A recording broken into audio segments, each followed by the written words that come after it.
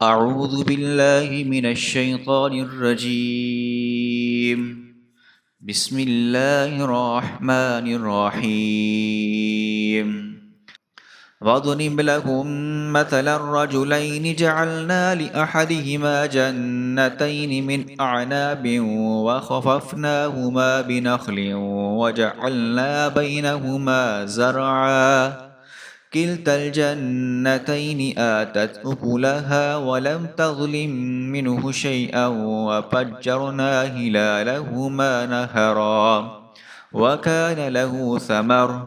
فقال لصاحبه وهو يحاوره أنا أكثر منك مالا وأعز نفرا.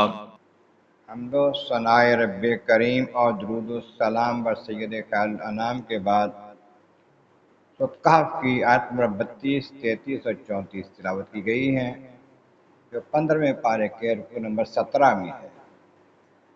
اس سے پہلے آیت بینہ میں بتایا گیا وہ لوگ جو ایمان لائے اور عمل صالح کیے ان کا اجر ضائع نہیں ہوگا، ان کو اچھا عمل ملے گا، اچھے عمل کی جزا ملے گی، اور وہ ہیں ان کے لیے جنتوں میں باغات، جنت کے باغ ہوں گے، رہنے والے، رہائش والے، کوٹھیوں والے، محلات والے،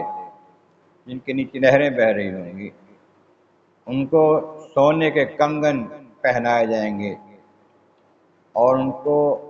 سبز رنگ کے ریشمی کپڑے، موٹے ریشم کے اور باریک ریشم کے ہر طرح کے پہنائے جائیں گے، اور وہ اپنے تختوں پر، سہریوں پر ٹیکیں لگائے بیٹھے ہوں گے، تکیے لگائے بیٹھے ہوں گے، اور یہ بہت اچھا ان کا یہ بدلہ ہوگا، ثواب ہوگا، کیا ہی اچھا ان کی آرام کی جگہ ہوگی۔ آپ فرمایا ان کو سمجھانے کے لیے جو کافر نہیں سمجھتے،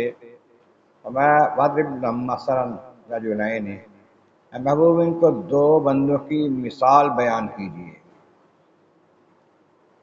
ان میں سے ایک ایمان والا تھا، ایک بے ایمان تھا، کافر تھا۔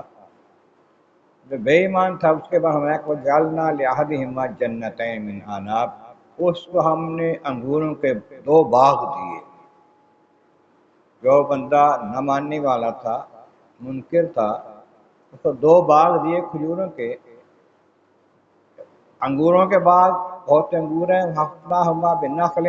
اور اس کے آس پاس جو ہیں کھجوروں کے درخت اس ان باغوں میں لگا دیے، عطا کر دیے، یعنی کہ وہ باغ کھجوروں کے بھی ہیں، انگوروں کے بھی ہیں۔ کھجوروں کے درخت بھی ہیں جو اس کو آندھی طوفان سے بھی بچاتے ہیں اور پھل بھی دیتے ہیں، انگور بھی پھل دے رہے ہیں۔ پھر انگوروں کھجوروں کے درمیان جو کچھ جگہ بچتی ہے نا، اور جعلنا بینہما زرعا، اس کے درمیان ہم نے کھیتی دے دی، اس کو فصلیں لگانے کی جگہ دے دی، فصلیں اگا دی وہاں پر۔ اب وہاں پر اناج بھی ہو رہا ہے، فصلیں اگ رہی ہیں، انگور بھی بے حساب ہیں، کھجوریں بھی بے حساب ہیں، اچھا ماحول ہے، بڑے شاندار باغ ہیں۔ کلتا الجنتین آتت اکلہا، یہ دونوں باغ جو ہیں خوب پھل لائے، اناج بھی خوب آیا، انگور بھی بڑے آئے،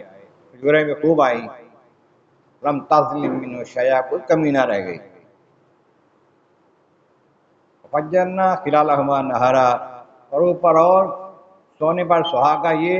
ہم نے ان کے درمیان نیچے نہر بھی بہا دی، باغوں میں نہر بھی ہم نے چلا دی۔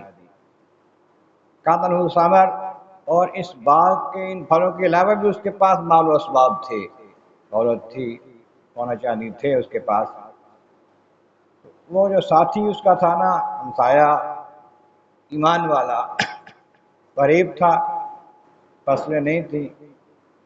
قال صاحب ہی، اپنے ساتھی سے وہ کہنے لگا، اور یحاور، اس سے گفتگو کرتا ہوا، مذاکرات کر رہے ہیں، گفتگو ہو رہی ہے، کہنے لگا انا اکثر منک مالا واعز نفرا،